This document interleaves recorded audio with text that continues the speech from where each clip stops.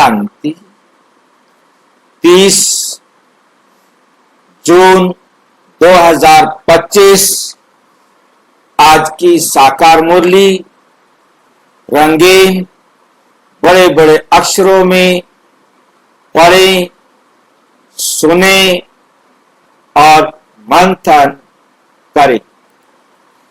हम प्रतिदिन प्रातः 4 बजे, 6 बजे, शाम को 4 बजे, 8 बजे मुरली मंथन करते हैं। आप भी इस मुरली मंथन में साथी व सहयोगी बन सकते हैं, जिसके लिए इसी वीडियो के डिस्क्रिप्शन बॉक्स में लिंक दिया हुआ है, जिससे आप जुड़ सकते हैं। ये लिंक गूगल मीट और यूट्यूब लाइव का दोनों लिंक चारों समय और रोजाना एक ही रहते हैं। आप किसी भी लिंक से जुड़ सकते हैं, जैसे आपको सुविधा हो।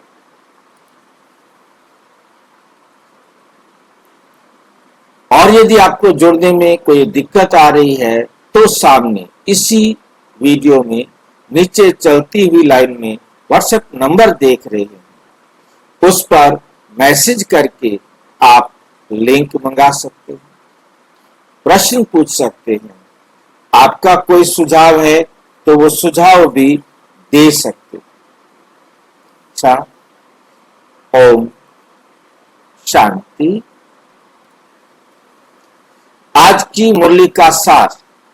मीठा मीठा बाबा कहते, मीठे बच्चे बाप आए हैं। बाबा आए हैं, क्या करने के लिए आए हैं बाबा? बाप आए हैं तुम्हें ज्ञान से शुद्ध खुशबूदार फूल बनाने। बाबा आए हैं तुम्हें ज्ञान से खुशबूदार फूल बनाने।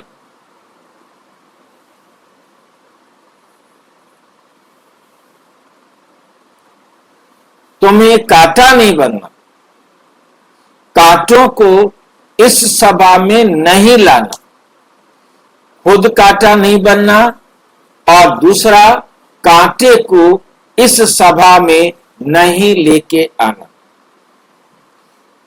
क्या कहना चाह रहा है बाबा हमें?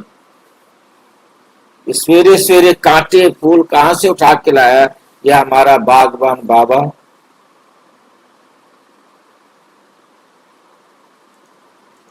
कांटा कहते दुख देने वालों को, दुख देने वाला नहीं बनना। कांटा कहते हैं दुख देने वाले को, और हमने दुख देने वाला नहीं बनना। हमने किसी को दुख नहीं देना। ये बात हमें अपनी बुद्धि के अंदर धारण करना है। कांटे का मतलब है कोई ना कोई विकार है, और कोई भी विकार हमारे में नहीं होना चाहिए। और जो भी विकारी व्यक्ति है उसको भी माउंट आबू में नहीं लेके आना चाहिए। ये दो बातें हमारे लिए हैं कि कांटा बनना नहीं, कांटों को माउंट आबू में, मधुबन में, बाबा के घर में लाना नहीं।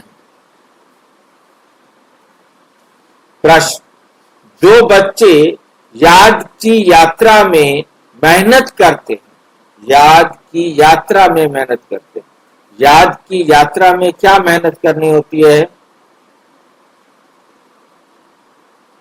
याद की यात्रा में बाबा की श्रीमत में निरंतर सुधार लाना है। हाँ, याद की यात्रा का मतलब है मुझे निरंतर अपने में सुधार देखना है, दिखाई देना चाहिए। न केवल मुझे, मेरे संबंध संपर्क में आने वाली हर आत्मा को भी मेरा सुधार अनुभव हो। और इसी में ही हमें सारा दिन लगा रहना है। 24 घंटे हमारे को यही देखना है कि हर पल से अगले पल में मेरे में इम्प्रूवमेंट हो रहा है ना, मेरे में इम्प्रूवमेंट हो रहा है ना, कोई इम्प्रूवमेंट में कमी तो नहीं आ रही, किसी भी प्रकार से इम्प्रूवमेंट में कमी तो नहीं आ रही। ये बात हमको अपने में देखनी, क्योंकि यदि कहीं भी इम्प्रूवमेंट में कमी आ रही है तो मुझे उसे चेक करना और चेंज करना, ये मेहनत है। यदि मैं इम्प्रूवमेंट नहीं कर रहा हूं तो क्या हो रहा है, मैं इम्प्रूवमेंट नहीं कर रहा हूं तो क्या हो रहा है, याद की यात्रा में नहीं है, और गिरावट हो रही है। याद रखना है, हम यदि बढ़ नहीं रहे तो रुक नहीं सकते, या तो आगे बढ़ेंगे या पीछे बढ़ेंगे। Change is the unchangeable law of nature. इस बात को हमें बहुत अच्छी तरह से याद रखना है कि यदि मैं अपनी उन्नति नहीं कर रहा हूं तो मैं अवनति की तरफ जा रहा हूं। रुक नहीं सकते हो आप, या तो बढ़ोगे या नीचे गिरोगे। ग्राफ जो है हमारा, हाँ जी, भाई जी कि यहाँ पे हम अपनी कमियों को पहचान नहीं पाते तो सुधार नहीं कर पाते। बिल्कुल, वो तो है ही। पहला काम है अपनी कमियों को पहचानना, और वो भी पहचानने के लिए भी बाबा ने अपनी सारी श्रीमत दी है। यदि हम बाबा की श्रीमत पर चल रहे हैं तो हम कमी को पहचान रहे हैं और उसको दूर कर रहे हैं। और यदि हमने बाबा की श्रीमत को छोड़कर किसी भी मनुष्य की मत पर चलना शुरू कर दिया है तो हम अवनति की तरफ जा रहे हैं। क्योंकि दो में से किसी मत पर तो चलेंगे, या तो बाबा की श्रीमत पर चलेंगे या मन मत पर मत पर चलेंगे। मन मत का भी मतलब है देहधारी मनुष्य की मत, और पर मत का भी मतलब है देहधारी मनुष्य की मत। क्योंकि दो ही हिस्से हैं, या तो हम किसी देहधारी मनुष्य की मत पर चल रहे होंगे या परमात्मा की मत पर चल रहे होंगे। अब हम परमात्मा की श्रीमत पर चल रहे हैं तो नेचुरल हम अपने में सुधार कर रहे हैं, और यदि हम मन मत पर चल रहे हैं तो हम नीचे की तरफ जा रहे हैं। मतलब दो बातें, रुक नहीं सकते। यही मेहनत है कि हम नीचे की तरफ नहीं जाएं, हम चढ़ती कला में रहें। हर समय हम चढ़ती कला में।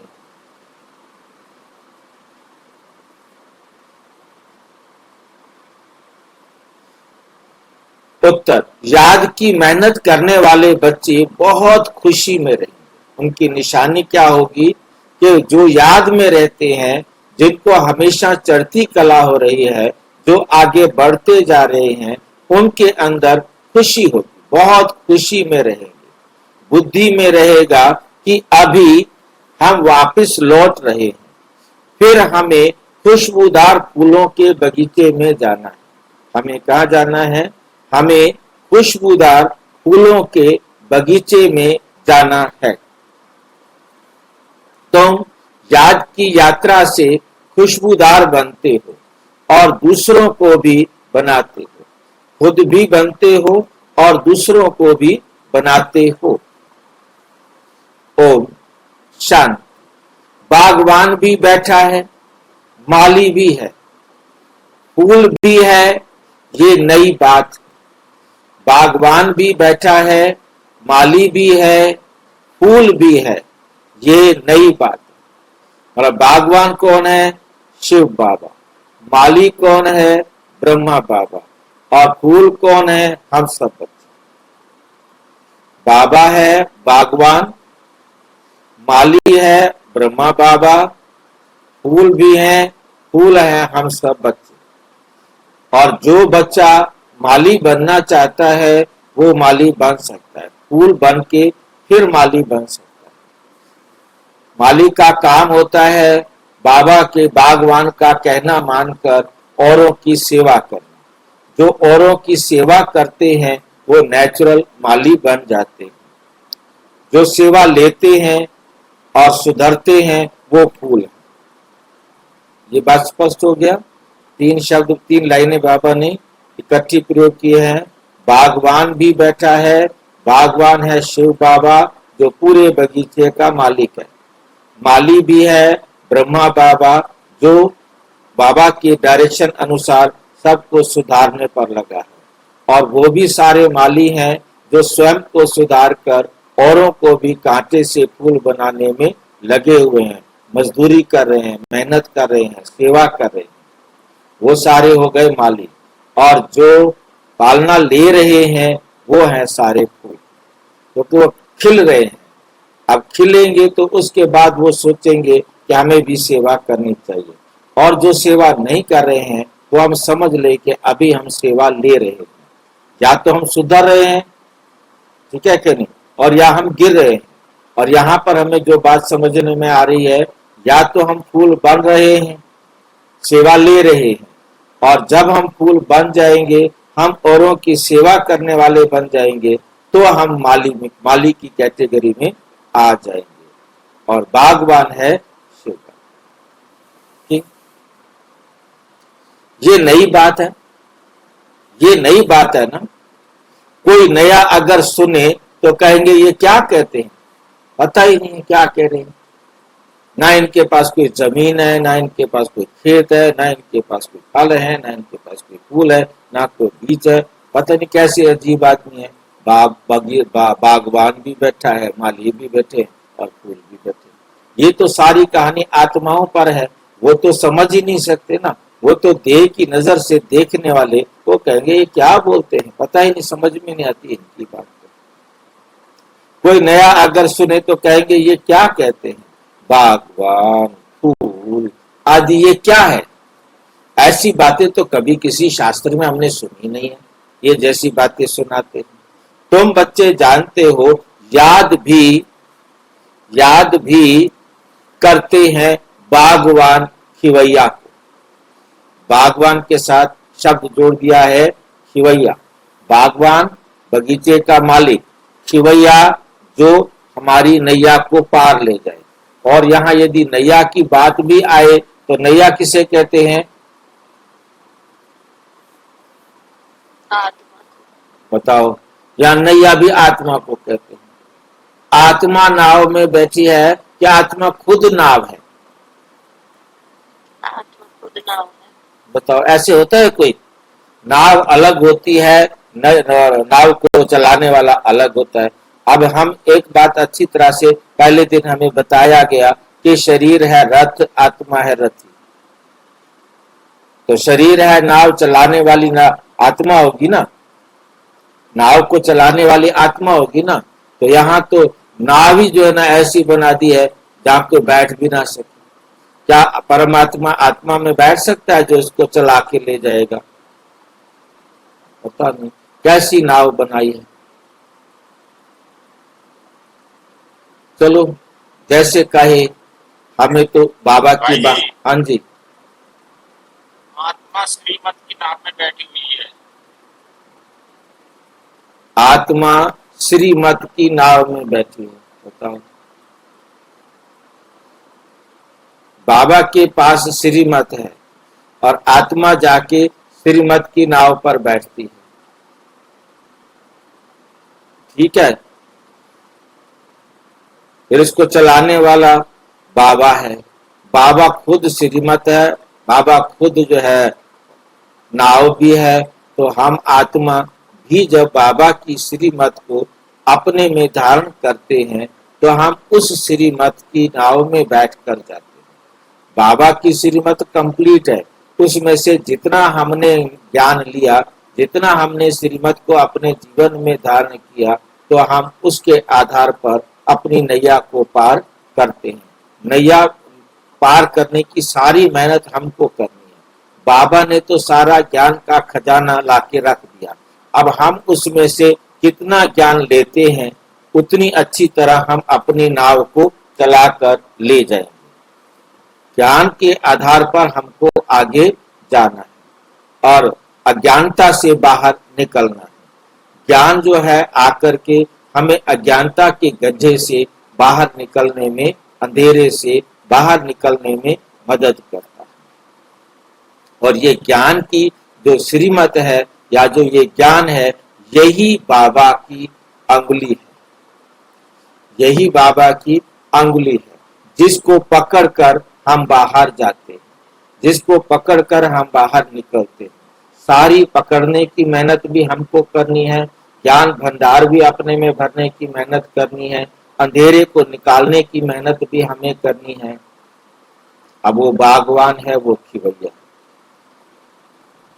बागवान है, वो आकर के मालियों को देता है ज्ञान का खजाना, जिस ज्ञान के खजाने से माली सब फूलों को क्या करते हैं, कांटों को फूल बनाते हैं। ऐसा दुनिया में कोई बगीचा नहीं होगा जहाँ कांटे से फूल बनाया जाता हो, कोई बीज नहीं है। मतलब बीज कौन है? आत्मा।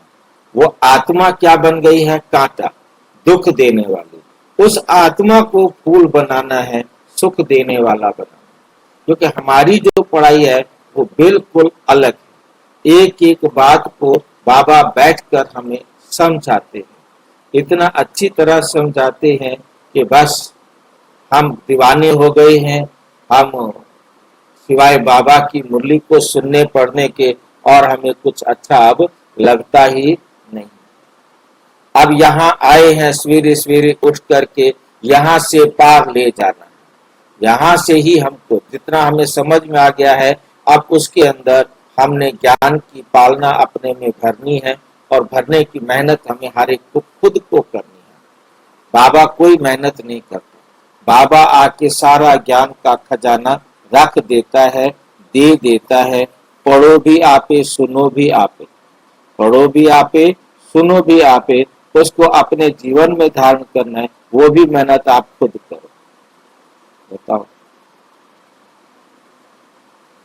आके रख दिया खजाना, ले लो जितना चाहिए ले लो, लूट सके तो लूट ले, अंत समय पछताएगा।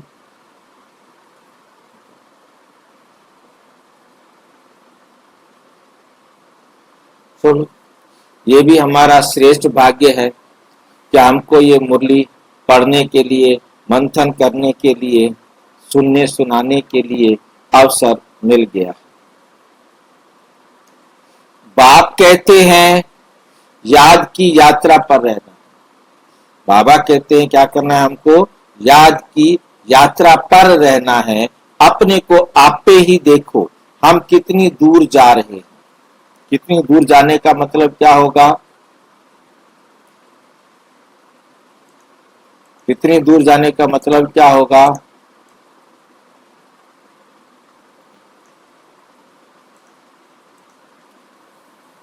आप जाना भाई जी। हाँ जी, जहां दूर का मतलब है ऊंचाई, दूर का मतलब है ऊंचाई। जहां अब हमने दूर का मतलब समझना है, कितना ऊंचाई पर जा रहे हैं, कितना श्रेष्ठ बनते जा रहे हैं। दुख धाम से सुख धाम। हाँ, तो दुख धाम से कितना दूर सुख धाम की तरफ जा रहे हैं। याद की यात्रा पर रहना। कितनी प्रोग्रेस किया। हाँ, याद की यात्रा का मतलब है प्रोग्रेस पर रहना। हमारी प्रोग्रेस कंटिन्यू होनी चाहिए। अपने को आप पे ही देखो, हम कितनी दूर जा रहे हैं, कितना अपनी सतो प्रधान अवस्था तक पहुंचे। मतलब तमो प्रधान से कितना दूर सतो प्रधान अवस्था तक पहुंचे हैं। जितना सतो प्रधान अवस्था तक पहुंचेंगे, होती जाएगी, तो समझेंगे अभी हम लौट रहे हैं। कहाँ लौट रहे हैं? जितनी हम सतो प्रधान अवस्था तक पहुंचेंगे, जितनी अवस्था ऊंची होती जाएगी, तो समझेंगे अभी हम लौट रहे हैं। कहाँ लौट रहे हैं? घर भाई जी, घर परम धाम। कहाँ तक हम पहुंचे हैं? सारा मदार याद की यात्रा पर। कितना हम अपने में सुधार कर रहे हैं, इसको देखना है, इस पर सारा मदार है। और जितना हम आगे बढ़ते जाएंगे, खुशी भी चढ़ी रहेगी, क्योंकि जितना मिल गया खुशी खत्म हो जाती है। उससे आगे मिलेगा तो खुशी बढ़ेगी। यदि हम रुक गए तो खुशी नहीं मिलेगी, गिरेंगे तो दुख मिलेगा ही मिलेगा, और चढ़ते रहेंगे तो हमारी खुशी बढ़ती रहेगी। रुकने पर खुशी गायब होना भी क्या है? दुख। खुशी गायब होना भी दुख है। और उल्टे काम करके तो हम दुखी पाएंगे, परंतु रुक जाना भी दुख है। खुशी भी चढ़ी रहेगी। जो जितनी जितनी मेहनत करते हैं उतना उनमें खुशी आएगी। जैसे इम्तिहान के दिन होते हैं तो स्टूडेंट समझ जाते हैं ना, हम कहाँ तक पास होंगे। यहाँ भी ऐसे है, हर एक बच्चा अपने को जानते हैं कि कहाँ तक हम खुशबूदार फूल बने, कहाँ तक हम खुशबूदार फूल बने हैं, कितना खुशबूदार फिर औरों को बनाना है, कितना खुशबूदार हम बने हैं और फिर हमें औरों को बनाना भी है, फिर हमने औरों को भी खुशबूदार फूल बनाना है। ये गाया ही जाता है। जब बन रहे हैं खुशबूदार फूल तो हम फूल हैं, और जब हम खुशबूदार फूल औरों को बनाने लगते हैं तो क्या बन जाते हैं? औरों को खुशबूदार, हाँ जी, माली बन जाते हैं। बागवान बन सकते हैं हम? बागवान बाबा है। हम बन सकते हैं? नहीं बन सकते। बागवान एक है शिव बाबा, बाकी सारे माली हैं। मालियों में भी कैटेगरी होती है, छोटे माली, बड़े माली और बड़े माली और बड़े माली, ठीक है, ये कैटेगरीज होती है। हम मालियों में कैटेगरी में जा सकते हैं और परंतु बागवान हम नहीं बन सकते। भाई जी, हाँ जी, मालियों की मतलब कैटेगरी किस तरह की होती है भाई जी? अब कोई माली है तो एक आधे को कभी थोड़ी सी बात सुना दी, कभी दूसरे को चार को सुना दी, कोई है 10-20 को सुधार देता है, 10-20 कांटों को फूल बना देता है, कोई 100 को फूल बनाता है, कोई 1000 को फूल बनाता है, तो प्रमोशन होती जाती है ना। भाई जी, जो माली जैसा होगा वो फूल भी वैसा ही बनाएगा। माली तो खैर जैसा होगा, बात यह है कि माली कितना बना रहा है, कितनों को कांटों से फूल बना रहा है। भाई आप कोई आत्मा है, वो 10 आत्माओं को कल्याण करने के निमित्त बन गया, और कोई आत्मा है वो 100 को, कोई 1000 को, कोई 5000 को, तो मतलब जो जितनी ज्यादा आत्माओं को बनाएगा, अब उसमें क्वांटिटी भी और क्वालिटी भी आती है। एक तो 1000 को तो माली 1000 फूलों को तो उसने पालना दे दी, परंतु बनाए कैसे? छोटे छोटे, ज्यादा सुधार वो नहीं कर रहे हैं। और एक ने 10 को बनाया, परंतु वो 10 इतने अच्छे निकले कि वो वारिस बन गए, बाबा के बच्चे बन गए, वो माली ही बन गए, वो फूल के फूल रहे और वो माली बन गए। अब किसी ने 10 मालियों को तैयार कर दिया, किसी ने 10 फूलों को तैयार किया, या 1000 फूलों को तैयार किया, तो कौन किस में आएगा? हर एक की अपनी कैटेगरी, अपनी योग्यता के आधार पर बनेगी ना। अब आप आगे माली बना रहे हो कि फूल बना रहे हो? जानकी दादी को मुझे याद आती है बात, जानकी दादी को बाबा एक जगह पर थोड़ा समय ही रखता था। जैसे ही 15-20 दिन महीने में वो सेंटर चला, दादी कहते चल छोड़ कर, कहते अभी इनकी चिंता तू मत कर, इनकी चिंता तू मत कर, बस तू छोड़ इनको, ये अपना आप संभालेंगे, ये प्रजा तेरी, ये राजा बनाएंगे, ये राजा बनेंगे और वो तो ये प्रजा बनाएंगे, तुमने तो राजा बनाना। और दादी जानकी का काम वंडरफुल रहा पूरे उनके जीवन काल में, कि वो जिस भी देश में गए वहां जाके बस माली तैयार किए, ऐसी पालना दे दी, माली तैयार किए, प्रजा तो वो बनाएंगे। समझ में आई ये बात? मतलब हर एक की अपनी अपनी योग्यता है ना। उसने इतने राजा तैयार कर दिए, जितने सेंटरों के मालिक तैयार कर दिए, वो सारे राजा बन गए ना। इंडिया में पहले जहां भी जाती थी दादी, बस महीना 2 महीना 1.5 रुकना, छोड़, चल दूसरी जगह जा। मतलब उसको कभी भी वहां नहीं रुकने दिया।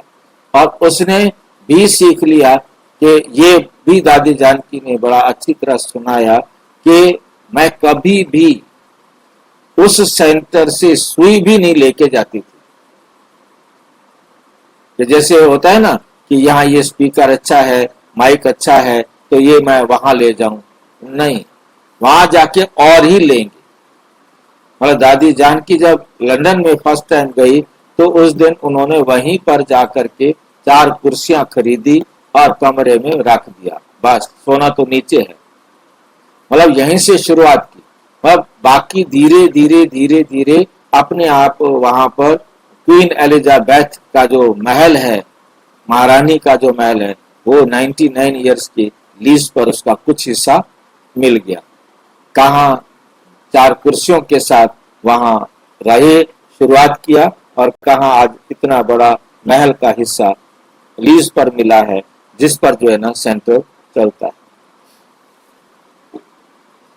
तो मतलब कहने का यह है कि हमें बहुत अच्छी तरह से समझना है कि बाबा क्या क्या कराता है और दादियों ने क्या किया।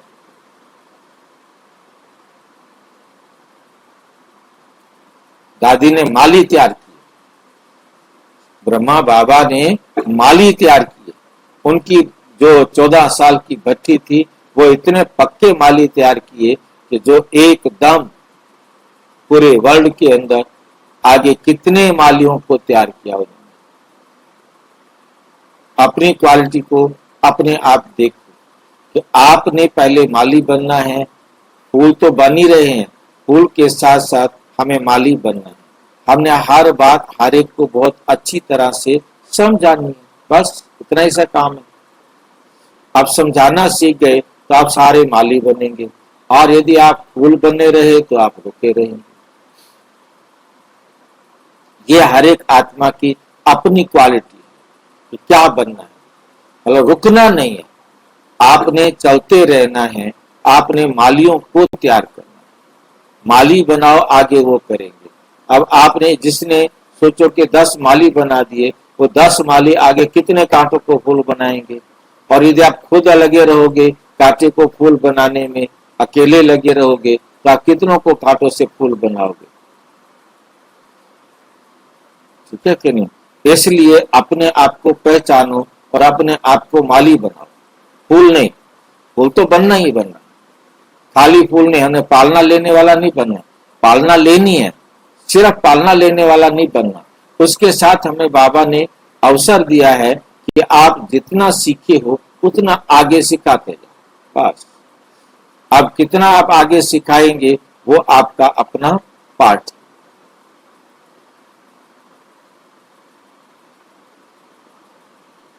वो है फूलों का बगीचा। फूलों का बगीचा क्या है? वो है दुनिया, कलयुग है कांटों का जंगल, और सतयुग है फूलों का बगीचा। मुसलमान लोग भी कहते हैं गार्डन ऑफ अल्लाह, खुदा का बगीचा। समझते हैं वहां एक बगीचा है।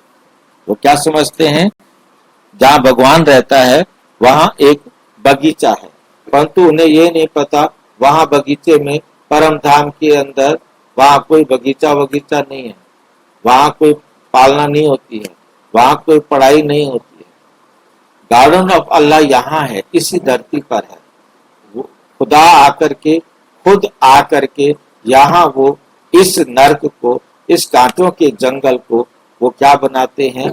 फूलों का बगीचा बनाते हैं। बाबा आकर यहाँ फूलों का बगीचा बनाते हैं, कांटों के जंगल को फूलों का बगीचा बनाते हैं। वहां जो आता जाता है उनको खुदा फूल देते हैं। वो कहते हैं कि जो उनके कुरान के हिसाब से वो कहते हैं कि जो खुदा के बगीचे में जाता है तो खुदा उनको फूल देता है। अब वो बेचारे कहते हैं फूल देता है, ये नहीं समझते कि खुदा उनको कांटे से फूल बना देता है। मन में जो कामना होती है, आप जो इच्छा लेकर जाते हो, खुदा वो पूरी करता है। क्योंकि भक्ति मार्ग के हिसाब से, जैसे हमारे मंदिरों में कहा गया कि आप मंदिर में जाएंगे तो भगवान आपकी इच्छा पूरी करेगा, ऐसे ही वो समझते हैं कि आप जब जन्नत में जाएंगे तो खुदा आपको फूल देगा, जन्नत में आप जाएंगे तो आपको क्या करेगा, कांटे से फूल बनाएगा, कांटे से फूल बनाएगा। वो ये नहीं कहते, वो कहते फूल बनाएगा और वो तुम्हारी इच्छाएं पूरी कर देगा। अब उन्होंने उसी हिसाब से अपने आप को समझ रखा है कि हम भगवान को याद करें, भगवान के नाम को याद करें और अल्लाह के नाम पर सारे काम करें, अल्लाह पर विश्वास करें कि जो भी करेगा इंशाअल्लाह भगवान की इच्छा से जो भी होगा वही भगवान की इच्छा है। कुछ भी हो रहा है उसको भगवान की इच्छा समझो। कोई तुम्हारी गर्दन काट रहा है, समझ लो कि भगवान की इच्छा है वो मेरी गर्दन काटे। दुख मिल रहा है तो समझ लेना है बाबा की इच्छा है, गॉड की इच्छा है, खुदा की इच्छा है। इस संसार में जो कुछ भी होता है वो खुदा की इच्छा से होता है। मतलब कहने का भाव ये है कि वो अपने आप को उसी प्रकार से सरेंडर करते हैं जैसे भक्ति मार्ग में दूसरे भी करते हैं। बाकी ऐसे तो कोई नहीं, कोई फूल उठाकर देते हैं, बाबा तो कोई ऐसा फूल उठा के देते नहीं है। फूल किसको देंगे? बाबा का काम आत्मा का आत्मा से है। आत्मा क्या करेगी, कैसे पकड़ेगी फूल, कहाँ रखेगी फूल? फूल उठाकर देते हैं जैसे जिसकी बुद्धि में है वो साक्षात्कार हो जाता है। यहाँ साक्षात पर कुछ भी नहीं। ध्यान से देखो कैसे लाइन को बदलता है बाबा। जैसा जिसकी बुद्धि में है वे साक्षात्कार हो जाता है। ये लाइन समझ में आ गई है? जिसकी रही भावना जैसी तिन मूरत देखी तैसी। भक्ति में कहते हैं जिनकी जो भावना रहती है, जिनकी बुद्धि में जो रहता है उनका वह साक्षात्कार हो जाता है। यहाँ साक्षात्कार पर कुछ भी नहीं। क्या समझ में आया? ब्रह्मा कुमारीज में साक्षात्कार पर कुछ भी नहीं है। वे साक्षात्कार उनको होता है जो भक्ति मार्ग वाले ना। भक्ति ये फूल जैसा सोचते हैं, ये जैसे सोचते हैं ना बुद्धि में जो बैठाते हैं वही दिखते हैं। हाँ, मतलब बाबा कितना देखो क्लियर करते हैं बाबा हर बात को, तो हम उसको ध्यान दे तो वे साक्षात्कार हो जाता है जैसा जिसकी बुद्धि में होता है। यही बात हम सुनते आए, कहते थे जिनकी भावना रही जैसी तिन मूरत देखी तैसी। तो जिनकी भावना जैसी थी वो मूर्त देख ली उन्होंने, परंतु वो कोई साक्षात्कार नहीं है। और यहाँ ब्रह्मा कुमारीज में साक्षात्कार पर कुछ भी है नहीं। भक्ति मार्ग में तो साक्षात्कार के लिए गला भी काट देते। मीरा को साक्षात्कार हुआ, उनकी कितना मान है, वे है भक्ति मार्ग। भक्ति को आधा कल्प चलना ही है, भक्ति तो आधा कल्प चलनी ही है, ज्ञान है ही नहीं।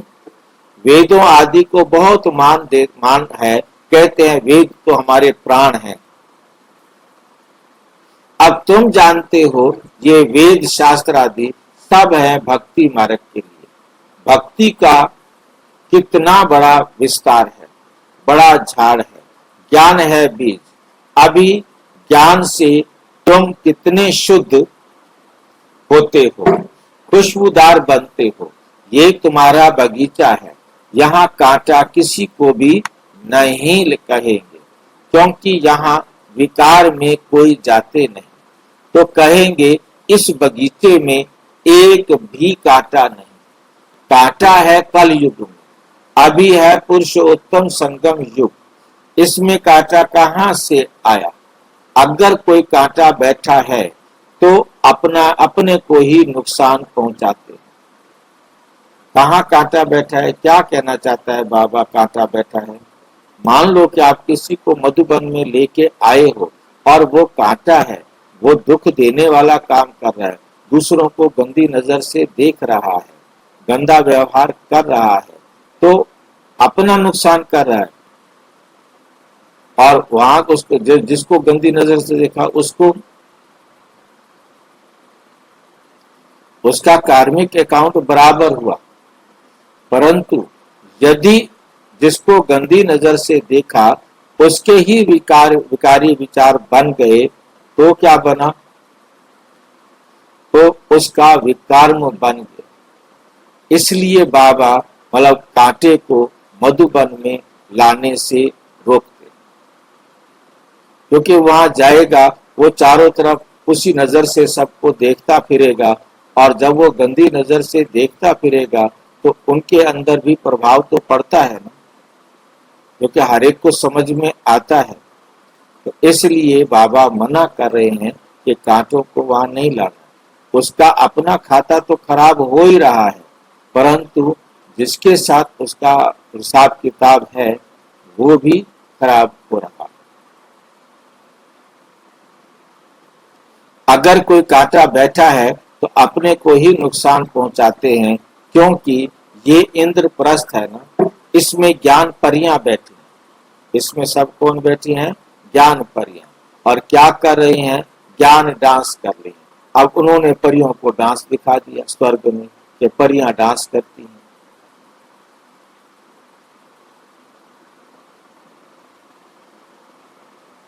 अर्थ अर्थ कैसे के कैसे बिगड़ते जाते हैं, जिसकी कोई दिक्कत कोई का मतलब जो है ना, आप समझ सकते हैं कि कितना बिगड़ जाता है कि परियां वह ज्ञान डांस करती हैं। अब ज्ञान शब्द हट जाए तो खाली डांस हो जाता है। तो वो समझते हैं कि स्वर्ग में जन्नत में हुरे होती हैं। आप यदि एक बार जन्नत में पहुंच जाते हैं, खुदा के उस पर चल करके आप यदि खुदा के जो विरोधी हैं उनको मार देते हैं, तो आपको उस मारने में आपको यदि मतलब मौत आ जाती है तो आप जन्नत में जाएंगे, क्योंकि आप खुदा के लिए काम करते हुए इस जिस्म को छोड़ा है। तो आप जन्नत में जाएंगे, वहां आपको 72 हुरे मिलेंगे, क्योंकि वो जन्नत में क्या समझते हैं कि वहां परियां हैं, हुरे हैं, सुंदर कन्याएं हैं, औरतें हैं, और वो आपको मिलेंगी। अब उनकी नजर तो अपनी ही रहेगी, क्योंकि वो ये नहीं समझ सकते कि वहां पर परियां हैं, ज्ञान परियां हैं, वो ज्ञान डांस करेंगे। वहां पुरुष स्त्री का कोई मतलब नहीं है, वहां तो सभी आत्माएं ज्ञान डांस करते हैं। मधुबन में जाने में हम सारी पार्वतियां बन जाते हैं। वहां स्त्री पुरुष का कोई चक्कर नहीं, हम सब पार्वतियां हैं, परंतु स्त्री पुरुष को बिठाया अलग जाता है ताकि मर्यादा बनी रहे। बाकी चाहे कोई भी कांटा है, चाहे स्त्री हो, उसकी नजर खराब है, उसके विचार खराब है, वो भी कांटा है, चाहे वो पुरुष हो तो वो भी कांटा है। मुख्य मुख्य के नाम पुखराज परी, नीलम परी आदि आदि पड़े।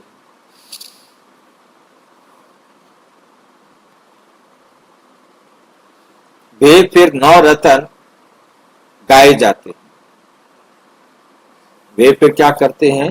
9 रतन गाए जाते हैं। परंतु ये कौन थे ये किसी को भी पता नहीं। बाप सिर्फ कहते हैं मुझे याद करो।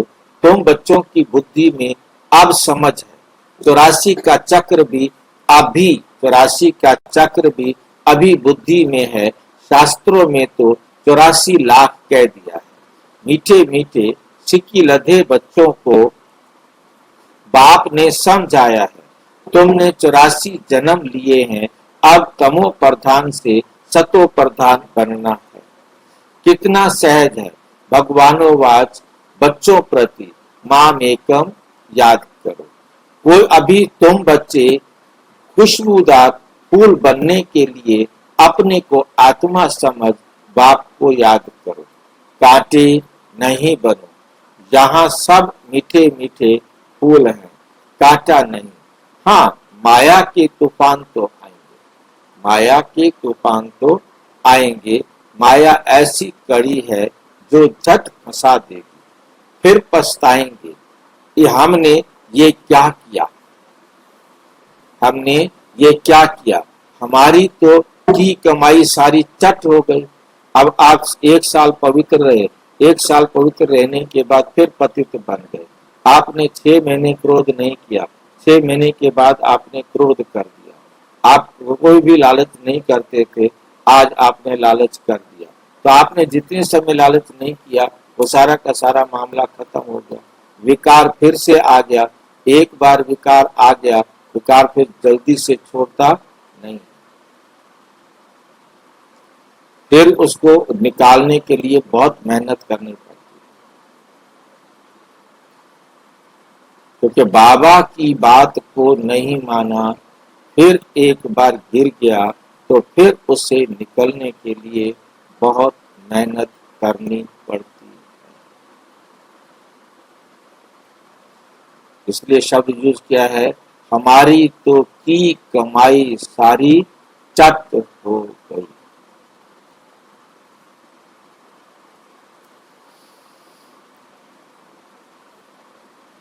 ये है बगीचा। बगीचे में अच्छे अच्छे फूल भी होते हैं।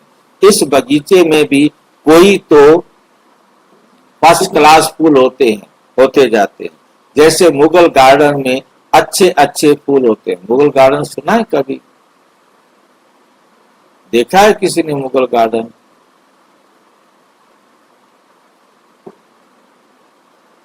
किसी ने नहीं देखा, किसी ने नहीं सुना। पहले सुना तो है लेकिन देखा नहीं है। कहाँ है ये? दिल्ली में है। आपके घर में है ना? बालकनी, मेरी बालकनी में तो छोटा सा मुगल गार्डन है। बालकनी में पौधे लगा रखे हैं।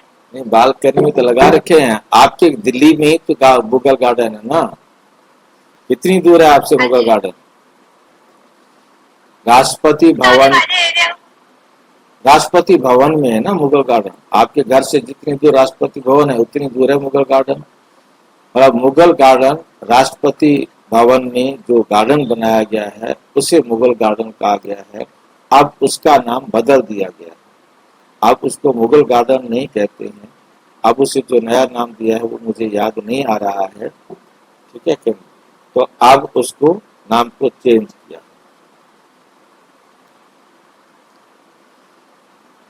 जैसे मुगल गार्डन में अच्छे अच्छे फूल होते हैं और वो फ्री होता है देखने के लिए, परंतु वो खोला जाता है फरवरी मार्च में। मतलब फरवरी मार्च का मौसम होता है, एकदम सारे बगीचा बहुत सुंदर खुला होता है और फ्री होता है। सब कोई भी देखने के लिए जा सकता है, परंतु रिजर्वेशन करानी होती है। बिना रिजर्वेशन के नहीं कि कोई भी अंदर चला जाए। लिमिटेड लोगों को, भाई आज इतने लोग जाएंगे, उतने लोगों को जाने दिया जाता है।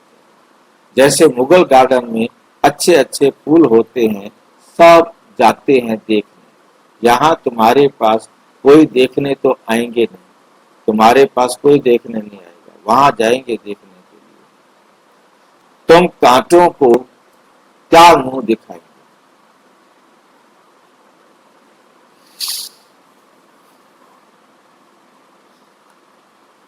ध्यान से बात समझ में आई है? तुम कांटों को क्या मुंह दिखाएंगे? गायन भी है, मूत पलीती कपड़ धोए। जो खुद कांटा है, खुद विकारों में जाता है नहीं? तो अब वो क्या मुंह दिखाएंगे? बाबा को जप साहिब सुखमणि। मतलब सिख धर्म के अंदर 2 छोटी छोटी पुस्तकें हैं, छोटी छोटी, मतलब छोटी छोटी नोटबुक सी, काफी मतलब बुक समझो, गुटके समझो। और उनका एक का नाम है जप साहिब और दूसरे का नाम है सुखमणि। वो इसके साथ क्या करते हैं, जी लगाते हैं। वो बोलेंगे जप जी साहिब, सुखमणि जी, ये 2 किताबें हैं। और बाबा कहते जप साहिब को, बाप को याद कर तो तेरे को सुख मिल जाएंगे। उन लाइनों को पढ़ने से कुछ इतना लाभ नहीं होगा। बाबा को जप साहेब, सुखमणि आदि सब याद थी। ब्रह्मा बाबा को जप जी साहेब और सुखमणि याद थी, क्योंकि बहुत छोटी सी होती है और उसे रोजाना पढ़ना होता था, क्योंकि वहां पर प्रभाव था पाकिस्तान के अंदर। अखंड पाठ भी करते थे। वर्ष का था, 8 वर्ष का था तो पटका बांधता था। मतलब बाबा ब्रह्मा बाबा 8 साल के थे तो जैसे गुरुद्वारे में पटका बांधते हैं, ऐसे ब्रह्मा बाबा भी सिर पर पटका बांधते थे। रहता ही मंदिर में था, पर तो रहता मंदिर में था, पर तो पटका उनकी तरह बांधते थे। मंदिर का चार्ज सारी हमारे ऊपर थी। अभी समझते हैं मूत पलीती कपड़े धोने का अर्थ क्या। तब पता नहीं था कि मूत पलीती कपड़े धोने का क्या मतलब।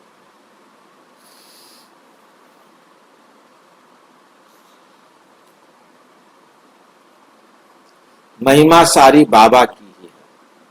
अभी तुम बच्चों को बाप बैठ समझाते हैं, बच्चों को कहते भी हैं अच्छे अच्छे फूल लाओ। बच्चों को बाबा क्या कहते हैं?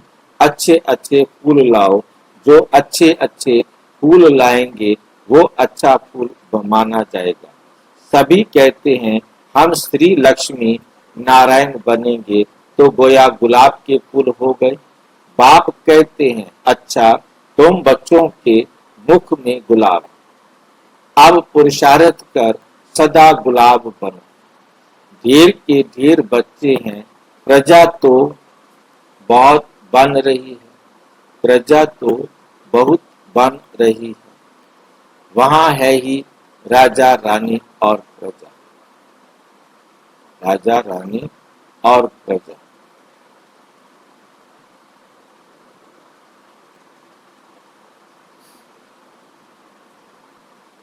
राजा रानी और प्रजा। सतयुग में वजीर होता नहीं। सतयुग में क्या होता है? राजा रानी होती है और प्रजा होता है, बीच में कोई और होता ही नहीं। सतयुग में वजीर होता ही नहीं।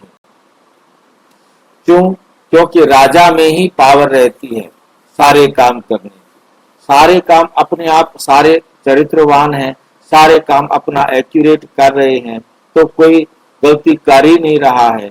गलती कर रहे हैं तो छोटी मोटी गलती होती है, वो राजा उसको सॉल्व कर देता है। वजीर आदि से राय लेने की दरकार ही नहीं रहती,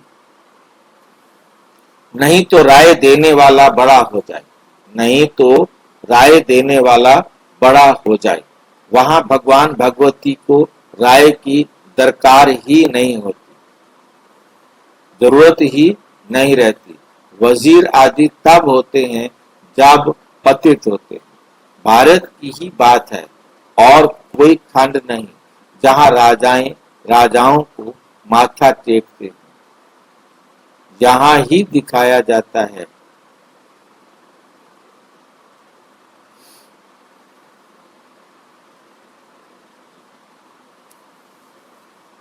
राजाएं राजाओं को माथा टेकते हो, ये यहां ही दिखाया जाता है। ज्ञान मार्ग में पूज्य, अज्ञान मार्ग में पुजारी, ये डबल ताज और वो सिंगल ताज।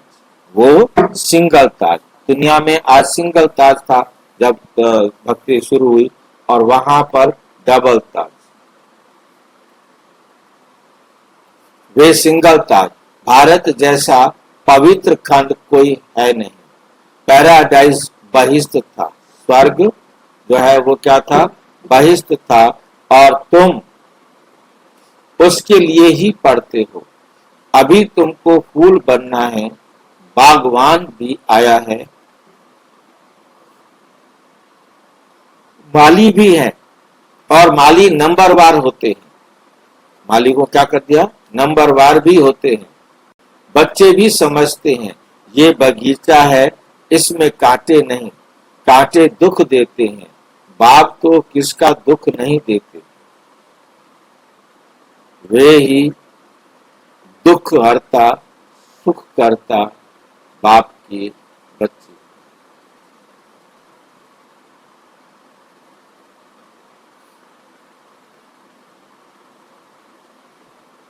बाप तो किसी को दुख नहीं देते।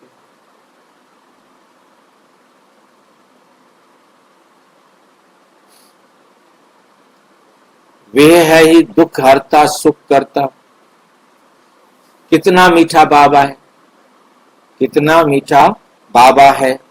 तुम बच्चों को बाप पर लव है, बाप भी बच्चों पर क्या करते हैं, बच्चों को लव करते हैं। ये पढ़ाई है, ये पढ़ाई है। बाप कहते हैं मैं तुमको प्रैक्टिकल में पढ़ाता हूँ, ये भी पढ़ता है। कौन पढ़ता है? ब्रह्मा बाबा भी पढ़ता है, ये भी पढ़ते हैं। पढ़कर फिर पढ़ाओ तो और भी कांटों से फूल बने। तुम पढ़ करके औरों को पढ़ाओ तो दूसरे भी कांटे से फूल बनेंगे। खुद तो बन रहे हो, औरों को भी बनाओ। भारत महादानी गाया हुआ है, भारत महादानी गाया हुआ है, क्योंकि अभी तुम बच्चे महादानी बनते हो। अब तुम बच्चे क्या बनते हो? महादानी बनते हो। अविनाशी ज्ञान रत्नों का तुम दान करते हो, अविनाशी ज्ञान रत्नों का तुम दान करते हो। बाबा ने समझाया है आत्मा ही रूप बसंत है, बाबा भी रूप बसंत है। उनमें सारा ज्ञान है, ज्ञान का सागर है परम पिता परम आत्मा। वे अथॉरिटी है ना। ज्ञान का सागर एक बाप है, इसलिए गाया जाता है सात समुद्र की स्याही करो, है नहीं तो भी घुटने का नाम घुटने वाला नहीं है। और फिर एक सेकंड में बाबा क्या देते हैं हम सबको? एक सेकंड में जीवन मुक्ति का भी गायन है कि परमात्मा एक सेकंड में सबको जीवन मुक्ति देते हैं, का भी गायन है। तुम्हारे पास कोई शास्त्र आदि नहीं है, वहां कोई पंडित आदि के पास जाएंगे तो समझते हैं ये पंडित बहुत पढ़ा हुआ अथॉरिटी है, इसने सब वेद शास्त्र कंठ किए हैं। फिर संस्कार ले जाते हैं तो छोटे पने से फिर वे अध्ययन कर लेते हैं। तुम संस्कार नहीं ले जाते हो, तुम पढ़ाई की रिजल्ट ले जाते हो। तुम्हारी पढ़ाई पूरी हुई और फिर रिजल्ट निकलेगी और वो पद ले लेगी। ज्ञान थोड़े ले जाएंगे। सत्युग में ज्ञान जाता नहीं।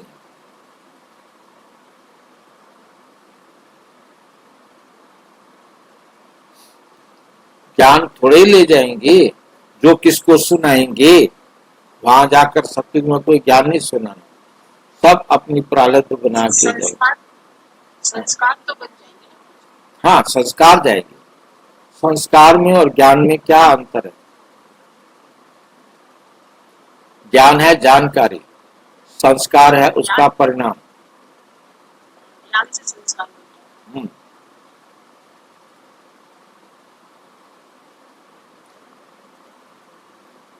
ये तुम्हारी पढ़ाई है जिसकी प्रारब्ध नई दुनिया में मिलनी है।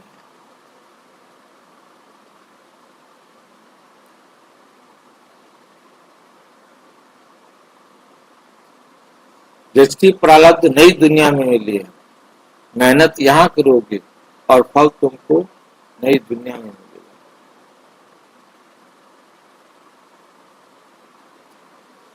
जिसकी प्रारब्ध नई दुनिया में मिलनी है, तुम बच्चों को बाप ने समझाया है माया भी कोई कम शक्तिवान नहीं है। माया को शक्ति है दुर्गति में ले जाने की। माया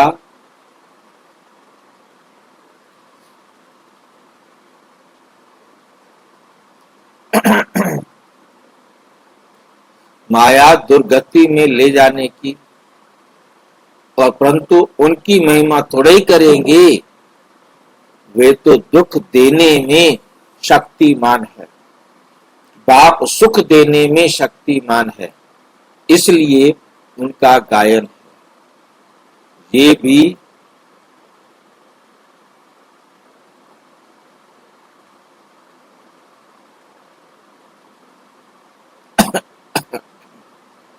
बाप सुख देने में शक्तिमान है, इसलिए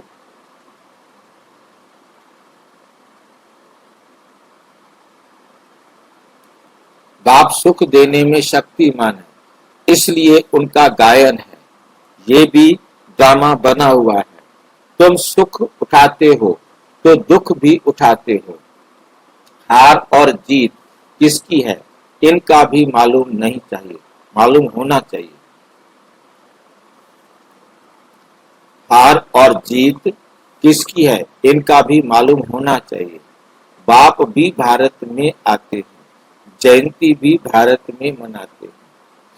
ये किसी को भी पता नहीं कि हम कौन,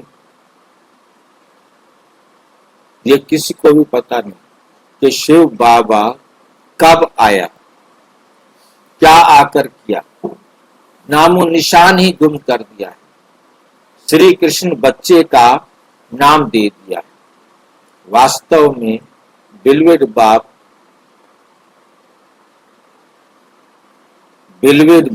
की महिमा अलग अलग।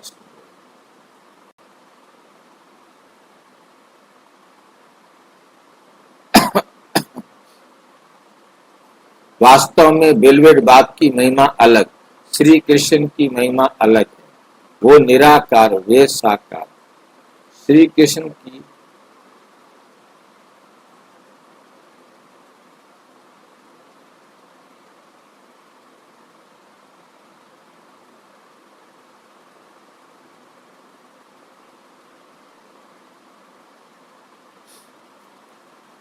श्री कृष्ण की महिमा है सर्वगुण संपन्न, 16 कला संपूर्ण, संपूर्ण निर्विकारी, मर्यादा पुरुषोत्तम। शिव बाबा की ये महिमा नहीं करेंगे।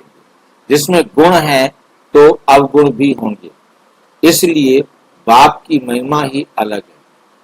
बाप को अकाल मूर्त कहते हैं ना, हम भी अकाल मूर्त हैं।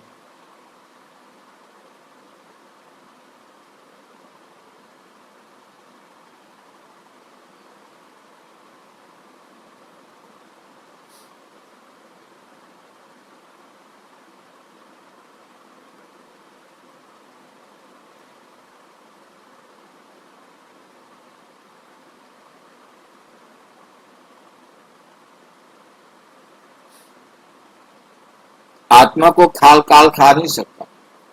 आत्मा अकाल मूर्त का ये तख्त है। हमारा बाबा भी अकाल का मूर्त है। काल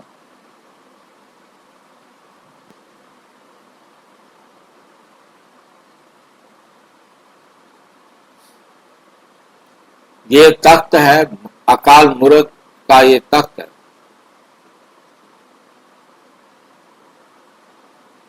हमारा बाबा भी अकाल मूर्त है।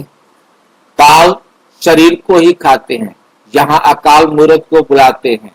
सतयुग में नहीं बुलाएंगे। क्यों? क्योंकि वहां तो सुख ही सुख है। इसलिए गाते भी हैं, दुख में सिमरण सब करे, सुख में करे न कोई।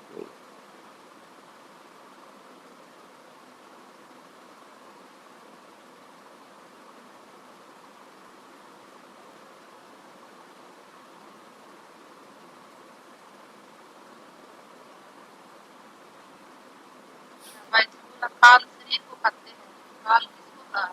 हाँ, काल मतलब शरीर को खाता है ना, आत्मा को तो खाता नहीं है ना। इसलिए गाते भी है, दुख में सिमरण सब करे, सुख में करे ना कोई। अभी रावण राज्य में कितना दुख है। बाप तो स्वर्ग का मालिक बनाते हैं, फिर वहां आधा कल्प कोई पुकारते ही नहीं।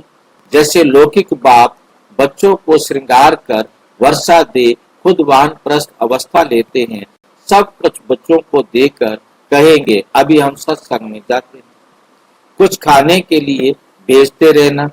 ये बाबा तो ऐसे नहीं कहेंगे ना। ये तो कहते हैं, मीठे मीठे बच्चों, हम तुमको विश्व की बादशाही देकर वानप्रस्थ में चले जाएंगे। हम थोड़े ही कहेंगे,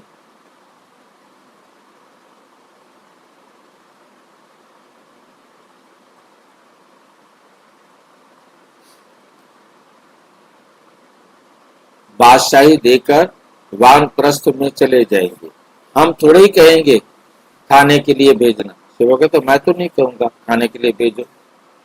लौकिक बच्चों को तो फर्ज है बाप की संभाल करना। नहीं, नहीं तो खाएंगे कैसे? ये बाप तो कहेंगे हैं, मैं निष्काम सेवाधारी।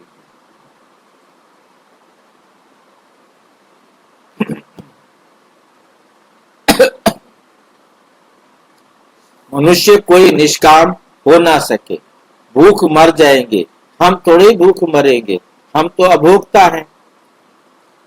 तुम बच्चों को विश्व की बादशाही देकर हम जाए विश्राम करते हैं, फिर हमारा पाठ बंद। बाबा का पाठ क्या हो जाता है? बंद हो जाता है।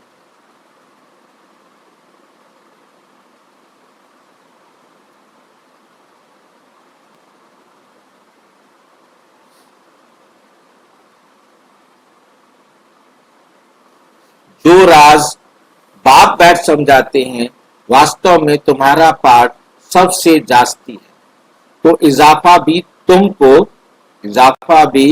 तुमको मिलना चाहिए। इंसेंटिव बोलते हैं अंग्रेजी में इजाफा। मैं आराम करता हूं तो तुम फिर ब्रह्मांड के भी मालिक, विश्व के मालिक बन जाते हो। तुम्हारा नाम बड़ा होता है। ये ड्रामा का राज भी तुम जानते हो। तुम हो ज्ञान के फूल, दुनिया में एक भी नहीं। रात दिन का फर्क है।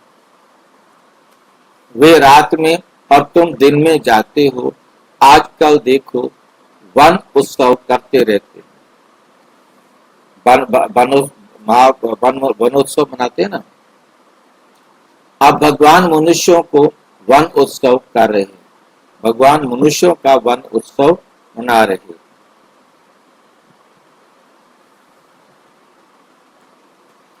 आप देखो कैसी कमाल करते हैं। जो मनुष्य को देवता, रंग को राजा बना देते हैं। अभी बेहद के बाप से तुम सौदा कर लेने के लिए आए हो।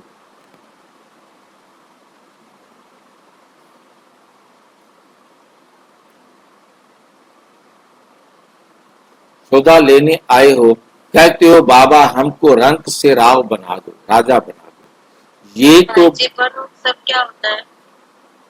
आज बाबा बागवान बना बैठा है ना। दुनिया में वन उत्सव में पेड़ लगाते हैं ताकि हरियाली हो, पेड़ हो। ठीक है कि नहीं? तो बाबा बाबा बागवान है। आज हम सबका जो है ना कलम लगा रहा है। ये हमारी कलम कैसे लग रही है ये देख लो।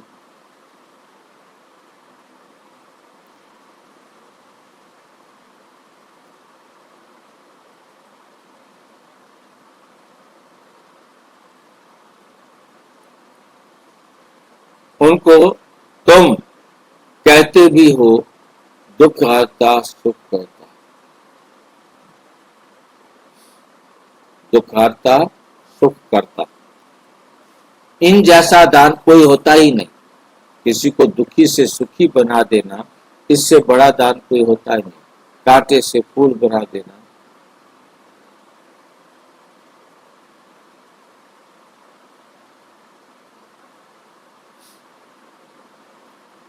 इन जैसा दान कोई होता ही नहीं। वो सुख देने वाला। बाप कहते हैं भक्ति मार्ग में भी मैं तुमको देता हूँ। ये ड्रामा में नूंद है, ये ड्रामा में नूंद है। साक्षात्कार आदि की अब बाप बैठ समझाते हैं। साक्षात्कार के लिए मैं क्या करता हूँ, आगे चलकर समझाते रहेंगे। आखिरी अंत में तुम नंबरवार कर्मातीत अवस्था को पाएंगे और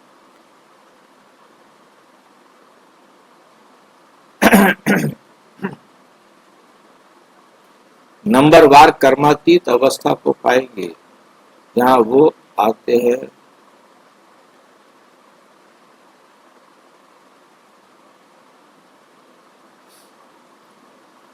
ये सब ड्रामा में नूंद है, फिर भी पुरुषार्थ कराया जाता है। बाप को याद करो। बरोबर ये महाभारत लड़ाई भी है। सब खत्म हो जाएंगे, बाकी भारतवासी ही रहेंगे। सब खत्म हो जाएंगे।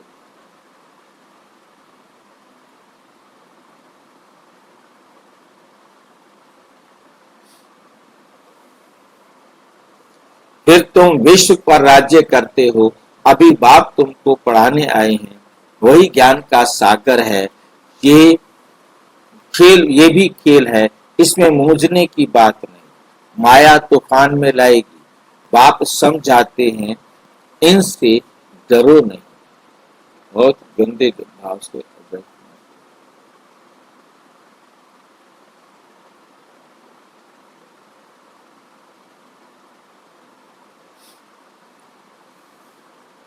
वे भी तब बहुत गंदे गंदे संकल्प आएंगे।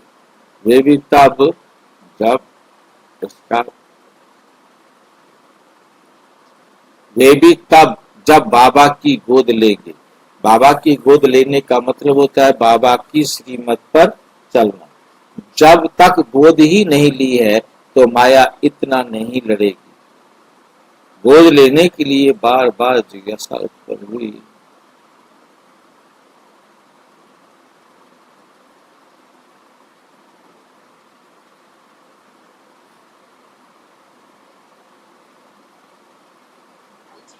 हाँ जी। का उंगली पकड़े रहेंगे तो माया कुछ कर नहीं पाएगी नहीं, ना। माया नहीं आ सकती। हम गोद ही नहीं लेंगे तो माया इतना नहीं लड़ेगी। गोद लेने के बाद ही तूफान आता है। अभी देखो बाबा की श्रीमत पर चल ही नहीं रहा तो माया उससे लड़े क्यों? वो तो माया का कहना मान रहा है ना। जब हम बाबा की श्रीमत पर चलकर माया का कहना मानने के लिए इनकार करते हैं तो हमारे में परिवर्तन।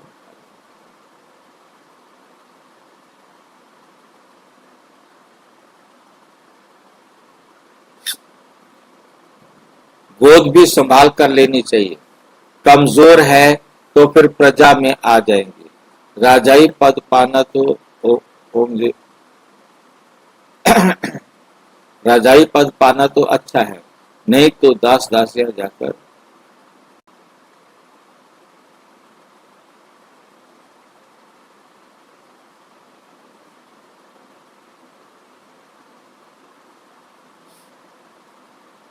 राजाई पद पाना तो अच्छा है ना, नहीं तो दास दासियां बनना पड़ेगा। ये सूर्यवंशी चंद्रवंशी राजधानी स्थापन हो रही है। अच्छा, मीठे मीठे सिक्की लदे बच्चों प्रति माता पिता बाप दादा का याद प्यार और गुड मॉर्निंग। रूहानी बाप की रूहानी बच्चों को नमस्ते। हम रूहानी बच्चों की रूहानी बाप दादा को नमस्ते नमस्ते नमस्ते। धारणा के लिए मुख्य सार नंबर 1, रूप बसंत बन अविनाशी ज्ञान रत्नों का दान कर महादानी बनना है। जो पढ़ाई पढ़ते हो वे दूसरों को भी पढ़ानी है। किसी भी बात में मूंझना व डरना नहीं है, अपनी संभाल करनी है। अपने आपसे पूछना है, मैं किस प्रकार का फूल हूं? मेरे में कोई बदबू तो नहीं है? वरदान, दृढ़ संकल्प द्वारा कमजोरियों रूपी कल युगी पर्वत को समाप्त करने वाले समर्थी स्वरूप भव। दिल शिकस्त होना किसी भी संस्कार में व प्रकृति में परमानेंट।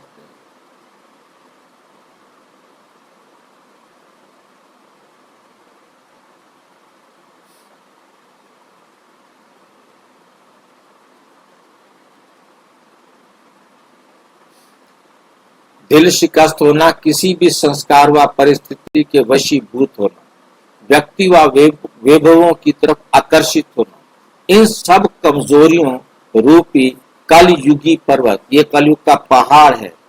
इसको उठाने के लिए हम सबको दृढ़ संकल्प की अंगुली देकर सदा काल के लिए समाप्त करो, अर्थात विजयी बनो। विजय हमारे गले की माला है, सदा इस स्मृति से समर्थी स्वरूप बनी रहती।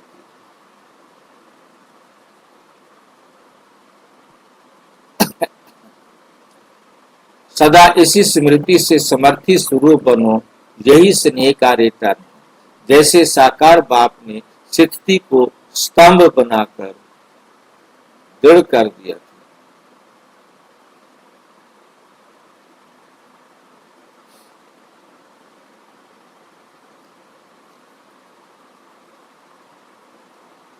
जैसे साकार बाप ने स्थिति को स्तंभ बनाकर दिखाया, ऐसे फॉलो फादर कर सर्व गुणों के स्तंभ बनो, सारे गुणों को अपने जीवन में धारण करो। स्लोगन: साधन सेवाओं के लिए है, आरामदायक।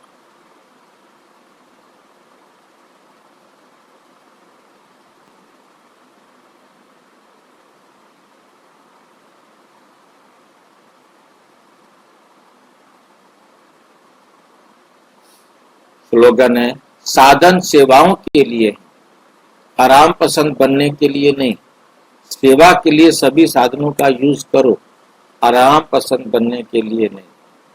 अव्यक्त इशारे: आत्मिक स्थिति में रहने का अभ्यास करो, अंतर्मुखी बनो, जैसे एटम बम एक स्थान पर छोड़ने से चारों ओर उसके अंश वंश फैल जाते।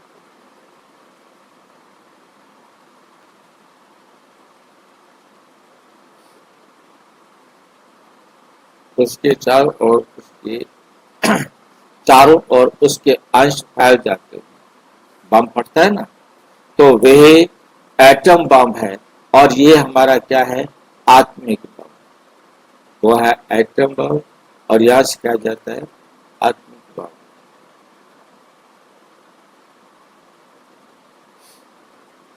इसका प्रभाव अनेक आत्माओं को आकर्षित करेगा और सहज ही प्रजा का प्रजा पर राज्य बनेगा।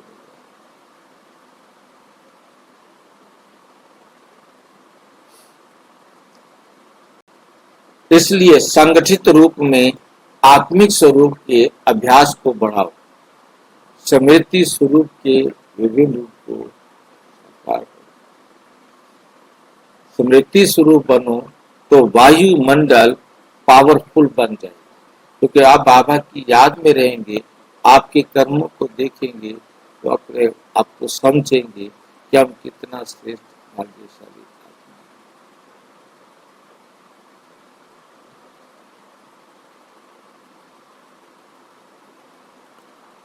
अच्छा, ओम शांति। और विस्तार से जानने के लिए प्रजापिता ब्रह्मा कुमारी ईश्वरीय विश्वविद्यालय के किसी भी सेवा केंद्र पर संपर्क करें, और यदि कोई प्रश्न है तो 9213106986 पर केवल टेलीग्राम करें। 9650692270 पर केवल व्हाट्सएप करें, फोन नहीं। ओम